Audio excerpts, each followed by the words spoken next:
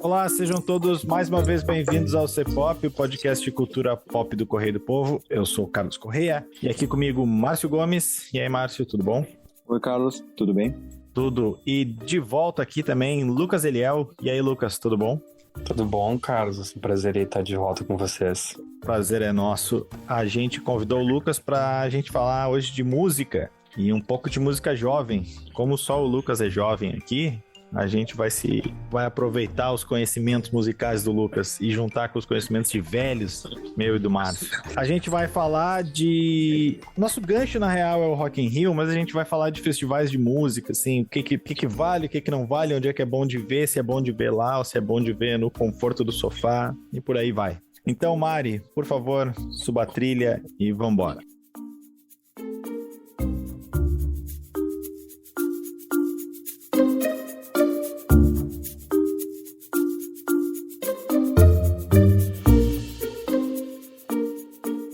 Bom, vamos lá então. Como eu disse, a gente vai pegar como gancho o Rock in Rio, que tá rolando aí, já começou na semana passada, foram 3 dias de show, e a gente tá gravando na quinta-feira, dia 8, tá? O festival recomeça hoje à noite e vai até o próximo domingo, são mais 4 dias de show, no total vão ser 7 dias, né? Essa é a conta fácil para quem é de humanas, mais que isso já complica. A gente quer discutir um pouco aqui, acho que vale a gente discutir um pouco o Rock in Rio, mas também um pouco os festivais de música no geral, assim, o que eles mudaram em relação... O próprio Rock in Rio, o que mudou em relação ao que era antes e tal. Mas eu quero começar perguntando algo que me vem à cabeça toda vez que eu vejo um festival desses. Pra gente talvez seja uma pergunta um pouco mais fácil, porque a gente tá longe, e também porque os ingressos são caros, e acaba muito rápido, né? O que talvez já responda uma outra questão que a gente pode ter mais adiante, que é o seguinte, e eu vou começar perguntando pro Lucas, que ainda tem coluna e lombar. Lucas, onde é que é o melhor lugar para se ver um show num festival de música? No próprio festival ou no conforto da sua casa pela TV? Eu acho que é bastante relativo essa questão, porque eu acho que o show, o festival, ele traz disso essa proximidade com os artistas, de poder acompanhar e de participar desse evento, que acaba sendo histórico diversas vezes. Então, eu acho que vale a pena ir mais no show, mas também depende de várias questões, né? O Rock in Rio, a gente pode ver que é toda uma função para assistir o show e as pessoas, a questão das filas, as pessoas chegam muito cedo e as pessoas brigam umas com as outras para pegar lugar. Então, eu acho que vale a pena ir no show, mas é uma coisa a ser pensada. Eu quero ter a oportunidade ainda de ir no Rock in Rio ou de ir no Lollapalooza, mas tem que ser uma coisa bem planejada assim na minha vida, porque embora eu seja jovem ainda, acho que eu não sou mais tão jovenzinho ainda assim. Deixa eu perguntar para vocês dois, quem tiver a resposta, eu não sei se é lenda ou se não é lenda. É verdade que as Beliebers, no caso as fãs de Justin Bieber, usaram fraldas para não perder o lugar na frente do palco? Isso é sacanagem de internet ou rolou esse papo? Quer dizer, rolar esse papo rolou. Era sacanagem ou alguém em tese confirma isso? Não sei se vocês sabem. Eu vi mais realmente os comentários das pessoas dizendo que elas estavam realmente usando fraldas. Eu não vi, assim, alguma coisa thread de alguma Ninguém viu pessoa mais matéria séria, sobre isso, digamos né? assim. Eu não vi. Mas eu não duvido que isso aconteça, porque já ouvi falar dessa medida em alguns outros shows, assim, uma tática, né, pra não perder o lugar, pra não ir no banheiro. Porque tem muita briga lá, realmente. As pessoas brigam muito pros lugares. Márcio, vai de fralda.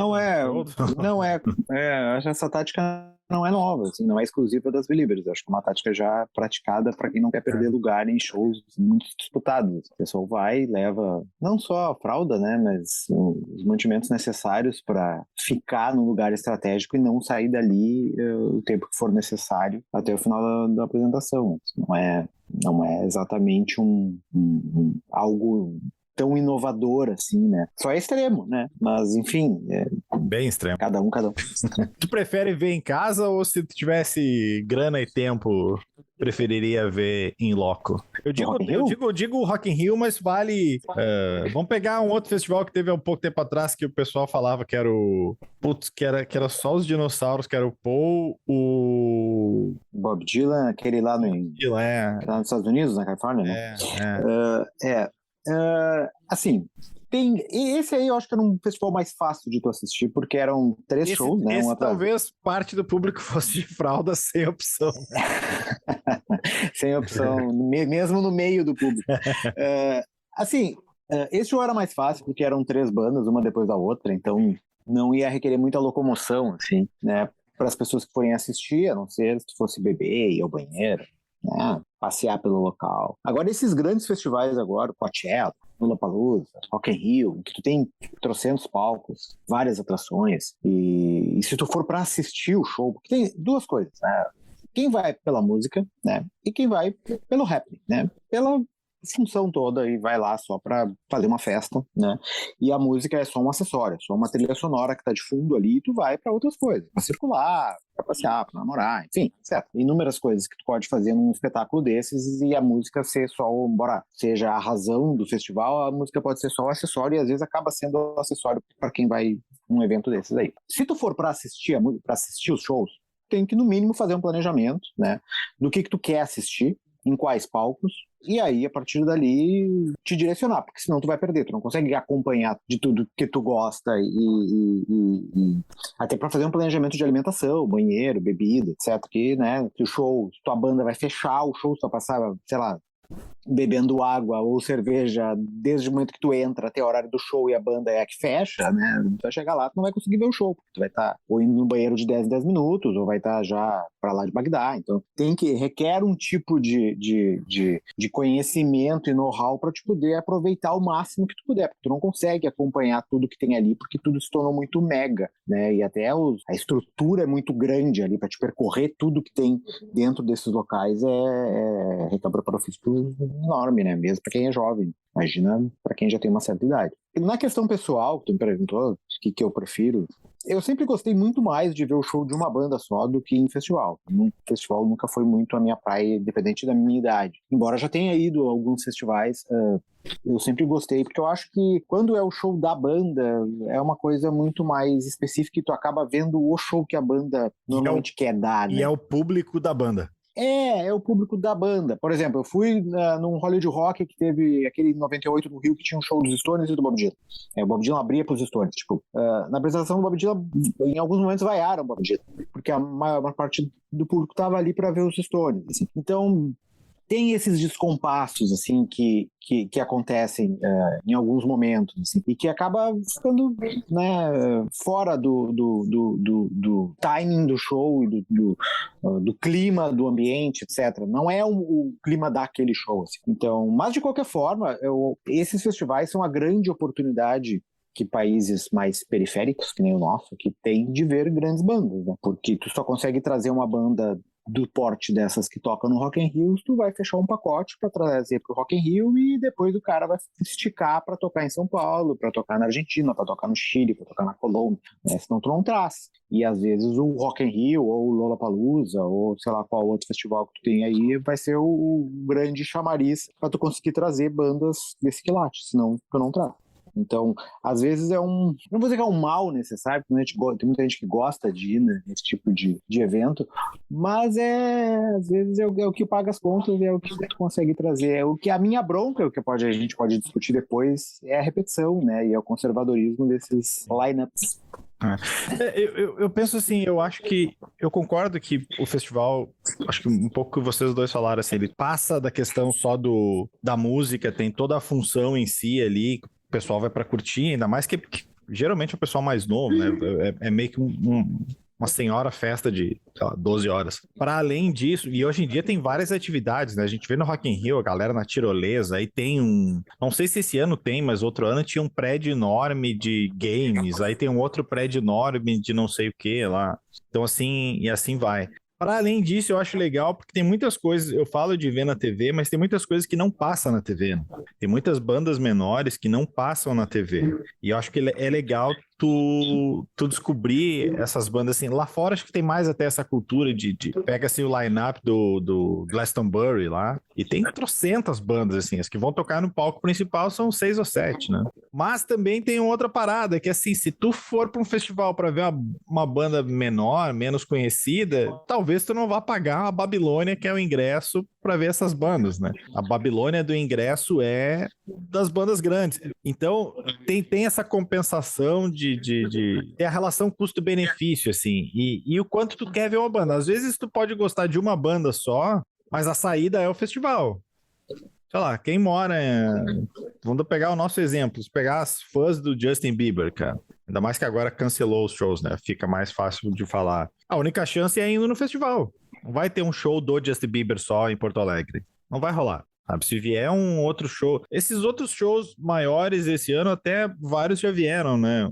Hoje tem o Guns, já vem, o Coldplay, que toca no sábado também já vem. Mas enfim, Dua Lipa, que fecha o festival, não vem a Porto Alegre. Ou pelo menos até hoje não venho, né? Então tem essa questão das oportunidades, assim, daquilo que tu vê. Para além disso, o line-up, né, que o Márcio falou, assim, ele é meio que...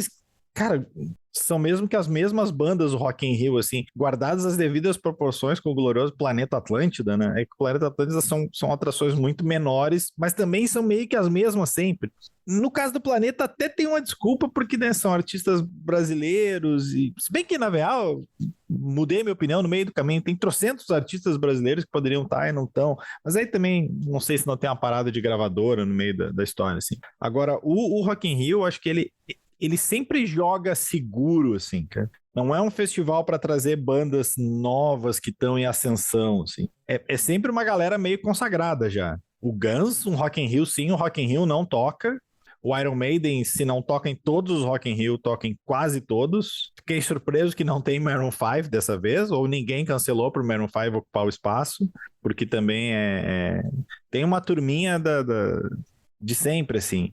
Os artistas brasileiros também quase sempre são os mesmos, assim. Dessa vez até não tem Ivete Sangalo, que pra mim é surpreendente. Ou tem, né? Não olhei direito. Talvez tenha, eu tô falando bobagem aqui. Mas, ao mesmo tempo, eu acho que nesse ano, o Rock in Rio, essa edição do Rock in Rio, talvez tenha perdido a chance. É que eu não sei também, né? Porque a gente fala, e na real esses festivais eles são programados com muito mais antecedência. Mas eu acho que nesse ano, o Rock in Rio talvez tenha perdido a chance de pelo menos uma noite encerrar com uma artista brasileira, e aí eu já coloco de novo o Lucas na história aqui, que acho que pode falar melhor que eu e o Márcio. Esse ano a Anitta tinha bala na agulha para fechar a noite no palco maior, não tinha, Lucas? Sim, eu acredito também. Acho que ela está bastante em evidência. É difícil falar da Anitta e não falar de evidência. Ela sempre está em evidência, mas acredito que Mas esse ano mais, esse né? ano mais, porque ela realmente conseguiu se projetar a um nível internacional muito mais significativo. Se apresentou no VMA, conseguiu emplacar, envolver lá na Billboard, né? Conseguiu emplacar um Spotify mundial. Então, eu acredito que ela tinha a bala na agulha. Agora, se isso não aconteceu, eu acredito que deva ser alguma coisa relativa à gravadora ou agenda. Como eu tava falando, é muito política. Programado antes. Mas política teve os Racionais e o Emicida, né? Mas o impacto da Anitta é bem maior, né? Não, são mais políticos, mas o impacto da Anitta é maior. O que eu acho que talvez complique um pouco é tu trazer uma atração de fora, que em tese os caras se acham sempre maiores, muitas vezes são, mas muitas vezes não são. Vamos pegar um exemplo da Dua Lipa, sei lá, tá? Vai explicar pra Dua Lipa que ela não vai ser o maior show da noite, que ela vai fazer o show de abertura da Anitta. Talvez para a equipe da Dua Lipa, ou que fosse, sei lá, Jessie J, ou qualquer outra dessas artistas pop agora, Demi Lovato, que ela vai tocar antes da Anitta e que quem vai fechar é a Anitta. Também não sei como é que é esse convencimento, né? Se não tem um pouco de... Vamos lá, um termo um pouco feio, mas não tem um pouco de acadelamento da organização de botar os brasileiros um pouco antes, né? A Dua Lipa eu até concordo, que não tem como não fechar a noite, né? Porque é uma popstar em evidência, uma evidência grande, tão grande quanto a Anitta. Não, maior. A Demi Lovato maior. Maior do que a Anitta. A Demi Lovato, acho que não, né? A Demi Lovato hoje, pelo menos aqui no Brasil, me parece que poderia abrir para a Anitta, né? E a gente não teria nenhuma, pelo menos... Sim, mas por parte do público, ponto, nenhuma assim, crise nesse sentido. Vai ter um show da Camila Cabello. Camila Cabello pode abrir para a Anitta. Pode. Aqui pode. E se a gente não for cancelado pelos fãs da Camila Cabello, que são um pouco maiores que os da Demi Lovato aqui agora. Mas não sei se tem muitos ouvindo o nosso programa. Mas eu acho que daí, como eu te falei, assim, talvez seja questão de agenda, talvez seja questão política, talvez seja questão de fechamento de show. Não sei se tinha vaga para ela. Eu não vi todos os lineups, todos os fechamentos, assim. E como isso foi fechado muito antes, talvez esse lineup tenha sido fechado bem antes dessa explosão da Anitta, né? Então, isso não tenha ficado... Ainda mais com a pandemia, eu acho que isso está sendo programado desde antes, né? Talvez pro próximo Rock in Rio isso já seja um pouco mais marcante. Quem mais vocês acham que tá na cena atual, assim, e tornaria o festival... E não vem assim, sei lá, seria uma puta atração. Nem vamos falar assim de, sei lá, Beyoncé, Lady Gaga, mas quem mais assim? A minha bronca com o Rock in Rio, na verdade, tá? É a falta de criatividade, não só em relação a artistas novos. Eu entendo a ideia do Rock in Rio ser um festival mais de artistas confirmados e que não queira arriscar muito e que a ideia é realmente pegar pessoal mais consagrado e que as pessoas estão acostumadas, né? Não vai trazer aqui, sei lá, uma banda que esteja despontando, começando a despontar, ou tu não vai botar, sei lá, não é uma banda nova, mas sei lá, Strokes, que fechou aí o festival passado ali, mas que seja, sei lá, Strokes da nova geração aí, que eu nem sei quem é. Tem várias bandas novas que eu ouço, mas não sei qual delas hoje representaria o Strokes, assim. Que tu insista nos Metallica da vida, nos Iron Maiden da vida. Mas por que tu não insiste em bandas desse porte e que visitam menos o Brasil, sabe? E que teriam um apelo semelhante? Essa é a minha bronca. O Rock in Rio já fez isso anteriormente, né? Ele já trouxe, sei lá, o Neil Young em 2001, já trouxe o Bruce Springsteen lá em 2011, 12, sei lá. O próprio AC/DC seria uma banda para falar da Noite do Metal ali, né? Que seria... Que não vem tanto, né? Bastante parecido com Metallica, com Iron Maiden, que é uma banda que quase não vem, sabe? Veio uma vez pro Brasil, eu acho, Ao duas vezes. Ao contrário do Iron Maiden, que tá todo ano. Que tá todo ano, né? Então tu traria um frescor pro festival, mesmo trazendo bandas mais antigas, mais consagradas, que pegaria esse público antigo, que tem a minha idade, um público mais antigo que o meu, e pegaria um público novo. E isso vale para outras bandas também, de outros gêneros, né? Se pegar bandas mais pop, assim. Então, tu não precisa trazer sempre o Maroon 5, né? Ou sempre o Coldplay. Tem outras bandas nessa seara que tu nunca trouxe, que tu pode batalhar um pouco mais, né? Talvez seja aquele negócio, como tu já tem os caminhos das gravadoras ali, tu já tem o caminho do agenciamento, é mais fácil tu chegar naquele cara do que tu tentar, né, ir por outro lado. Talvez seja, né, seja mais por essa jogada propriamente dita do que necessariamente... E acho que tem aquilo que tu falou antes de bater com as turnês, né? Tem a questão de bater com a turnê, mas sei lá, tá meio que todo mundo fazendo turnê agora, né, que acabou a pandemia, tá quase todo mundo ou saindo ou quase saindo em turnê. Sim. Então, o Justin Bieber não tava fazendo turnê, né, o Justin Bieber tá... Abriu uma exceção da turnê. Abriu a exceção da exceção, abriu e fechou, né? E só não cancelou essa também, porque eu acho que a multa era muito grande. A ideia dele era não ter tocado. Lucas, diz aí pra gente mais do mundo pop, assim, quem seriam bons nomes pra vir aí fora do óbvio aí? Eu acho que um bom nome aqui no Brasil, nessa onda mais pop, eu acho que seria Billie Eilish, que tem um público muito grande aqui no Brasil. Parece que ela vem pro Lola o ano que vem, né?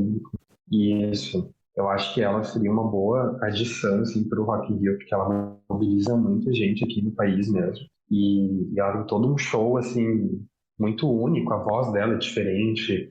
Acho que ela seria uma ótima adição, assim. E um outro ponto, assim, que eu ressalto em relação a essa questão dos lineups é que, para mim, tem algumas questões que, para mim, fica difícil de entender, assim. Por exemplo, para mim, fica difícil de entender a Rita Ora no Palco Mundo, agora no Rock in Rio, e aí o Avril Lavigne, por exemplo, que, claro, não tem aquele mesmo impacto de antes agora, nesse momento, mas que movimentou muito. Mas ela, eu também achei isso bizarro. Eu achei isso bizarro, mas nesse caso, pelo menos a explicação que eles deram é que a confirmação da Avril Lavigne foi depois.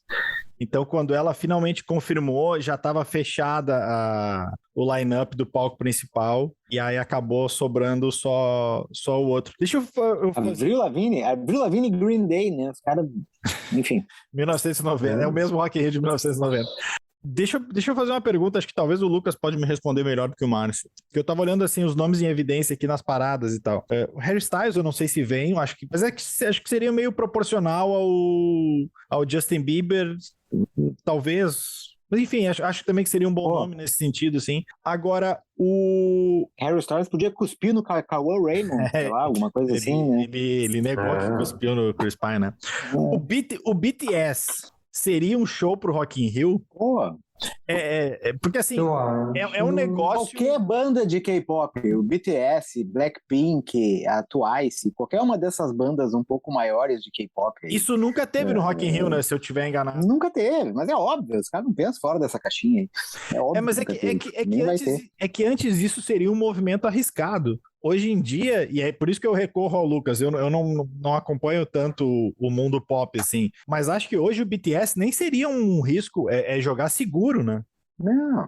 Eu acho que depende daqui a pouco do que eles querem se prender como imagem do próprio Rock in Rio, porque o BTS, ele move uma legião de pessoas, mas ele é muito ligado à performance mais de dança. Então, não sei se daqui a pouco eles querem manter essa questão mais da voz, mas o fato é que se chamassem BTS, seria uma ótima no sentido de mobilizar ali o público, porque tem muito fã do BTS no Brasil, assim, eu acho que não é só no Brasil, no mundo inteiro. Eles o ingresso ia acabar em 10 minutos, né?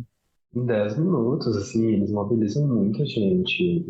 E eu acho que seria uma adição interessante para realmente se desprender um pouco dessa mesmice. E aí, Deus o livre, se fosse no palco Sunset, né? Tem que ser um... Não, você fecharia a noite, né? Tu falou da questão pra gente já encaminhar outra questão também, que é a questão musical em si, né?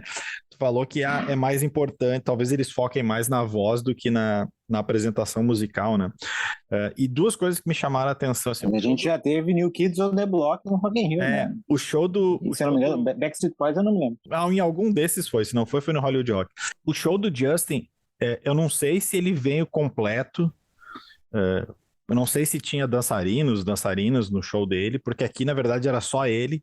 Achei engraçado, por exemplo, o show do Post Malone no sábado passado, que era só ele, literalmente só ele. Não tinha banda, não tinha nem um DJ ali fazendo as bases, era só ele. E aí, nos dois shows, me chamaram a atenção um negócio, e não é uma crítica, porque eu acho que quer dizer, não é uma crítica voltada só aos dois. Porque acho que é um negócio mais difundido, assim, pelo menos no mundo pop, assim. O rock eu até vejo um pouco menos, que é assim, para não chamar de playback, vamos dizer que tem uma voz de apoio, uma base pré-gravada de apoio. O Justin Bieber cantava, tu via que em determinadas músicas ele estava cantando, mas determinadas músicas ele cantava o refrão, ele baixava o microfone e a voz continuava a mesma voz. Mas acho que é um negócio comum, ou estou enganado? É comum, é bem comum. É difícil hoje os artistas que não acabam utilizando esse recurso. Eu acredito que muito tem a ver com a saúde da voz. Então eles fazem muitos shows, participam de eventos como esses, e eu acho que eles tentam o máximo resguardar a voz. A gente teve agora o caso recente do The Weeknd, que durante um show perdeu a voz. Sim. Daí ele ficou triste, falou que fazer um outro show, porque o The Weeknd é um cara que eu acredito que não utiliza muito esse recurso da base, e aí foi um cara que perdeu a voz. Então, é muito comum isso, tu assiste qualquer show, e às vezes, assim, nem de festival, show de comemorações, de celebrações, tipo VMA, tu vai notar que isso é frequente, com qualquer evento, tu vê que a base está ali, sempre presente. Tem cantores que tem muita coisa performática do pop, de dança junto. A voz não oscila, né?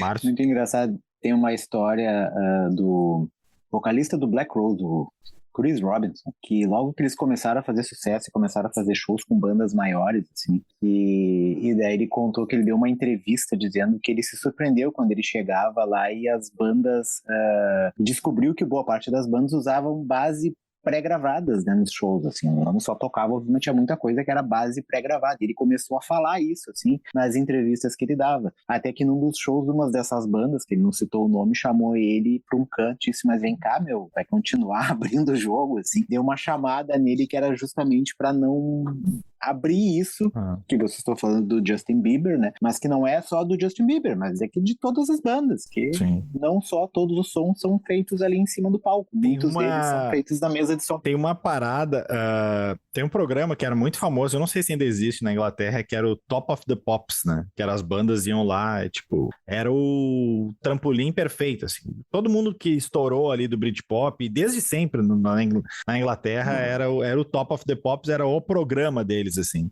E era um playback podrão, assim, que tipo, era a música do disco tocando, assim. E aí esse vídeo tem no YouTube, é só botar lá, Oasis Top of the Pops. Os caras resolveram sacanear, cara. Tipo, aí era assim, era como se o baterista fosse o vocalista. Eles trocaram todos de papel, assim.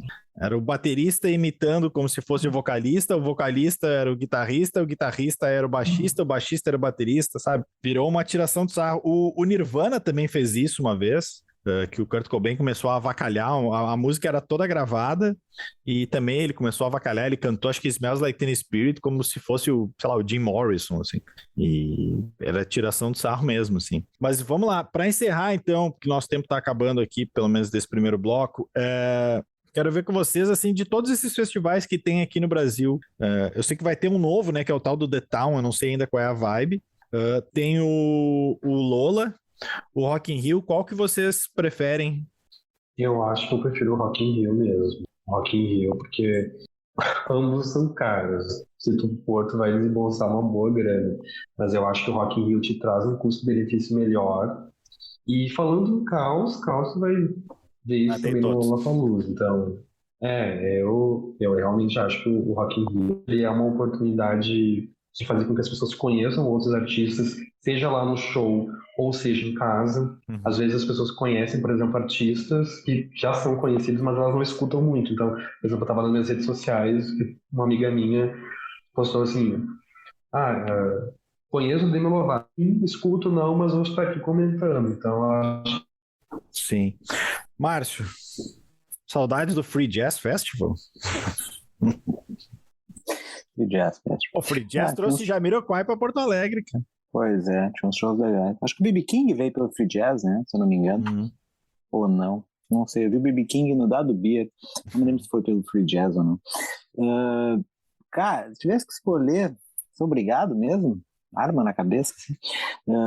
Eu acho que eu iria no Lollapalooza, assim, dos dois. O Rock in Rio não me dá nenhuma vontade de assistir, nem vendo pela TV, assim, com essas bandas que estão por aí, assim. O único show que talvez eu dê uma olhada seja na Dua Lipa pela novidade, assim, mas não vou ver o show todo, obviamente, ver um pedaço. O resto, assim, nada, assim, me motiva a assistir alguma coisa. Então o Lollapalooza às vezes traz algumas bandas novas que estão em evidência lá fora, assim, que de outra forma não chegariam aqui. Então é o único festival assim que ainda tem algum frescor, assim, embora, como digo, traga os Strokes da vida, que é uma banda de 200 anos atrás, que faz tempo que não traz nada de novo, assim. Mas mesmo assim alguma coisa surge ali. Mas ainda acho que falta um festival realmente interessante aqui, que faça valer a pena, assim. Por enquanto são shows pontuais, assim, que surgem e que nos motivam, vai valer a pena ir, assim. E é como tu falou, assim, ficar 12 horas no lugar para ver uma banda que vai tocar ali no, sei lá, meio da noite, é muita força de vontade para qualquer idade, assim. Agora, então, para quem gosta de música, o festival às vezes não é exatamente o melhor lugar. Eu lembrei, não sei se ainda tem, o Márcio que é mais do metal, pode me dizer, uma época tinha o glorioso Monsters of Rock. Monsters of Rock. Não tem, pelo menos aqui no Brasil não. Tem alguns festivais de metal lá fora. A gente tá falando aqui... Teve em São Paulo algumas vezes. A gente fala aqui do Lola, do Rock in Rio, assim, mas tem... Porque a gente tá falando mais do universo rock pop, né? Agora tem outros que... Por exemplo, sei lá, essa galera do sertanejo... Cada 15 dias tem um dia inteiro dos caras tocando e aqui mesmo em Porto Alegre já teve e acho que final do ano tem de novo. Mas aí é outra outro estilo musical, assim, e aí só com artistas brasileiros, né? A Taylor Swift, né? Taylor Swift era outro bom nome, né? A gente tava pensando ali em termos de... Só que são nomes caros, né? A gente fala de bons nomes, tipo, Beyoncé era um bom nome, né? Mas Rock in Rio tem que entregar. Tem que Não entregar. sou eu que tô pagando, né? Eu tô aqui só elencando, né? Exatamente, Entendeu? é. Né? O momento que eu tiver que desembolsar e trazer alguém, aí eu contrato tu, né, cara? Uma coisa só que só para encerrar assim, eu também acho que, na verdade, eu acho legal tanto o Rock in Rio quanto o Lola, para mim meio que indifere, assim, são propostas diferentes que eu acho que tem coisas boas nos dois. Tem um negócio que não é que me incomode um pouco, acho que principalmente no Rock in Rio, que traz muitas bandas, cara. É muito pouco espaço, para não dizer nenhum espaço, para coisas latinas, cara. Até um tempo atrás, passaria um pouco, porque não é uma coisa muito bombada. Cara, de uns tempos para cá, é bastante bombado, cara.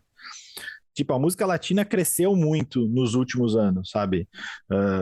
Eu não tô dizendo de pegar uma banda de rock da Argentina, mas tipo, se tu pegar o cara do Despacito, não, agora o cara que tava no filme lá do Brad Pitt que a gente viu outro dia, que a gente falou aqui do Trem Bala,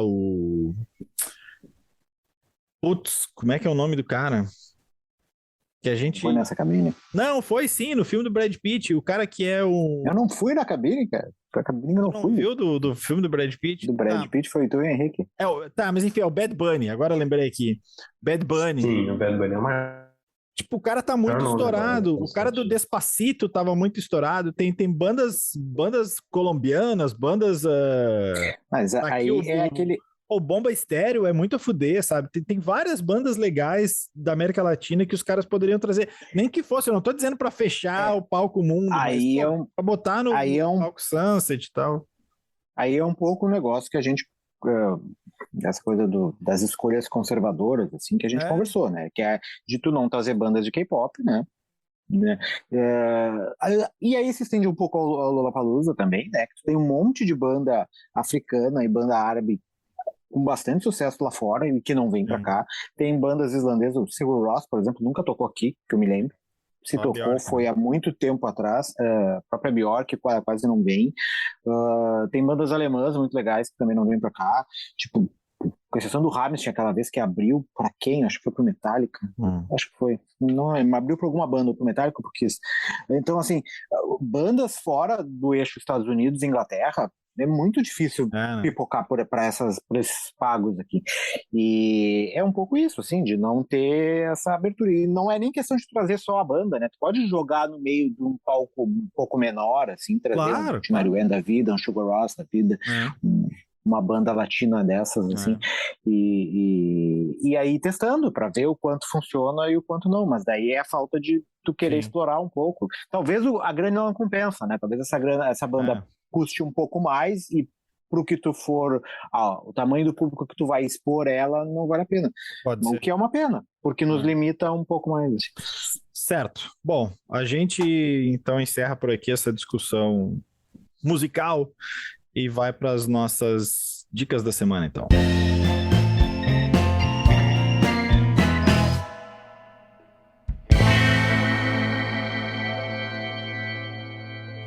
Vamos lá, então. Dicas da semana. Lucas, começa.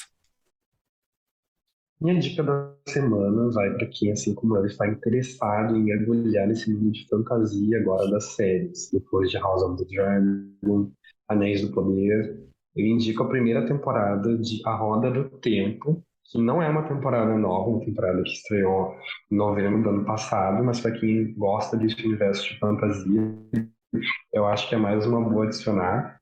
A série conta a história de 5 jovens que vivem num mundo mágico, e um deles é um dragão milenar que vai destruir ou salvar o mundo. É uma série muito bem feita, com efeitos bem legais, na maior parte do tempo, e acho que é bem interessante aí o pessoal acompanhar. Tem no Prime Video. Pois é, perguntar, é do Prime, né? Ela tá na primeira, ela tá na segunda temporada já, porque acho que eu li, posso estar enganado, eu vi que ela foi renovada para terceira? Segunda? Ela já Já estreou a primeira temporada, né? A segunda temporada.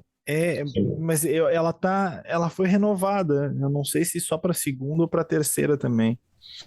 Mas então tá, Roda da Fortuna, Prime Video. Vou eu antes do Márcio aqui. Eu vou dar uma dica. Eu geralmente falo de cinema e de séries.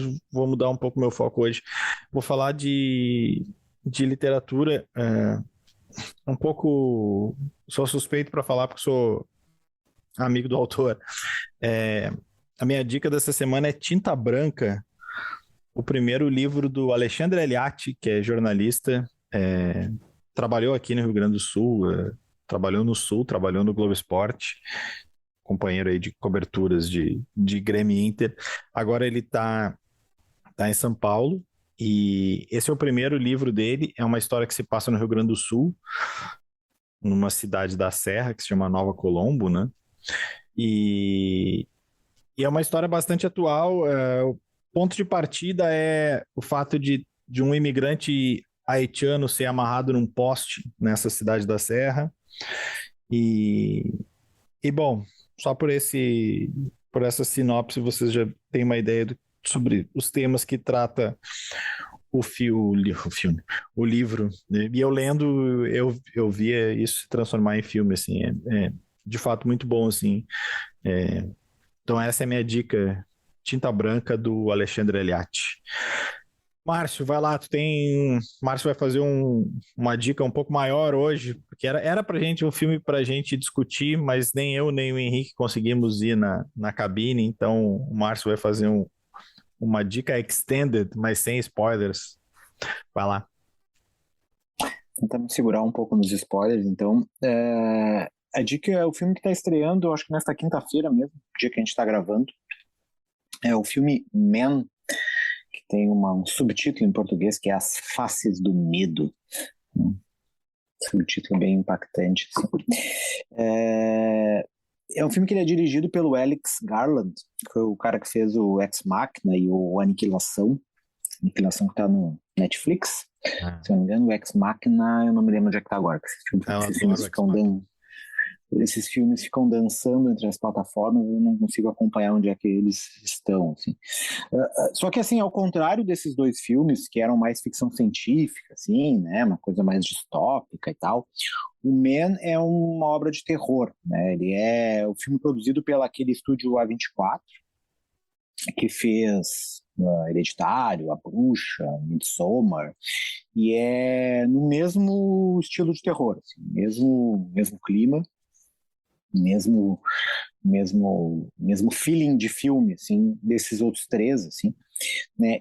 Só que, assim, é um filme que trata basicamente de misoginia, né? A personagem principal, que é a Harper, que ela é vivida pela Jessie Buckley, ela sofre um grande trauma logo no começo do filme, com a morte do companheiro dela, e eu não vou dizer muito mais sobre isso, porque isso se desenrola ao longo da trama, né? E com esse trauma ela busca se refugiar numa casa de campo dos sonhos no interior da Inglaterra. E essa frase dos sonhos, que ela acaba usando para descrever o local por uma amiga numa conversa via Zoom, assim, né, enquanto ela está lá, acaba se tornando muito importante depois ao longo do filme, assim.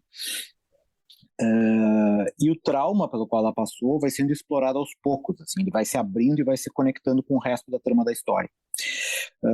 Depois de chegar na casa do campo, ela é recepcionada por um caseiro, né, um cara meio estranho, né, e depois, ao sair uma caminhada, ela começa a ser stalkeada por um desconhecido. A partir daí, as diversas camadas de misoginia, dominação e abuso começam a se revelar entre os moradores lá da localidade, do lugar onde ela resolveu passar as férias, ou passar um período de descanso, assim. E todos os personagens masculinos do local, e quase todos os personagens que aparecem no filme, com exceção da amiga dela, eu acho, e de uma policial, quase todos os personagens são masculinos, são interpretados pelo mesmo ator, que é o Rory Kinnear. Então, são os mesmos homens, assim, né? Só que em formas e posições sociais diferentes, assim. Isso dá o tom do filme. tirando essa questão mais da trama e da narrativa, assim, o filme faz um uso muito forte da cor, em especial do vermelho e do verde, que dá um tom mais onírico e para tudo que se desenrola na tela, assim. E especialmente no final, que daí é onde o filme dá uma ruptura com o que estava acontecendo até agora, porque o filme vai crescendo numa crescente de suspense do que está acontecendo, do que vai acontecer, de como é que a história vai se desenrolar, e chega no final e dá uma guinada, né, que é onde tudo se transforma num pesadelo violento, numa ruptura. E, enfim, e daí a coisa fica meio bizarra, meio estranha, né? E aí é onde talvez muitas pessoas meio que se desconectem da história, assim. A história meio que dá uma guinada quase de 180 graus. E daí tu começa a questionar se o que está acontecendo é o que é verdade ou o que é a sanidade da personagem que se foi pro espaço, em virtude de tudo que aconteceu de abuso e enfim, do que ela vivenciou, tanto no relacionamento quanto nos acontecimentos desde que ela chegou ali. Sem spoiler, é mais ou menos isso que eu consigo dar do filme para vocês, assim. Mas é um filme, para quem gosta dos filmes de terror da A24, é um filme bem interessante, assim, bem legal. Mas é um filme que vai gerar reações bem diferentes. Muitos vão gostar muito, outros vão achar, especialmente por essa virada no final, assim. As que meio que destoa do resto. Muito boas, né? Meio que dá uma destoada, assim, em relação ao que vinha sendo montado. Certo. Mas é isso. Tu falou dos dois filmes, eu lembrei também, tem uma série que eu gosto muito, eu vi esse ano até, tá no Star Plus do Garland, é a Devs, D-E-V-S, que é dos desenvolvedores, também, mas é total ficção, assim, uma parada... Vamos usar uma frase ali de uns 4, 5 anos atrás, é muito Black Mirror, ela é total Black Mirror, mas ela é um episódio do Black Mirror de, sei lá, 10 episódios. Uma história do Black Mirror em 10 episódios, mas é muito boa. É o cara que ele... Não vou lembrar o nome agora. O ator que faz o cara do bigode lá no Parks and Recreation. Mas aqui ele faz um papel sério e tal. Mas enfim. Dica complementar aí, Devs. Então tá, a gente vai ficando por aqui, agradecendo aí a presença do Lucas. Volto sempre, Lucas. Muito obrigado. Os microfones estão abertos. Agradecendo também a edição da Mariana Neck. A gente volta então na semana que vem. Um abraço e até mais.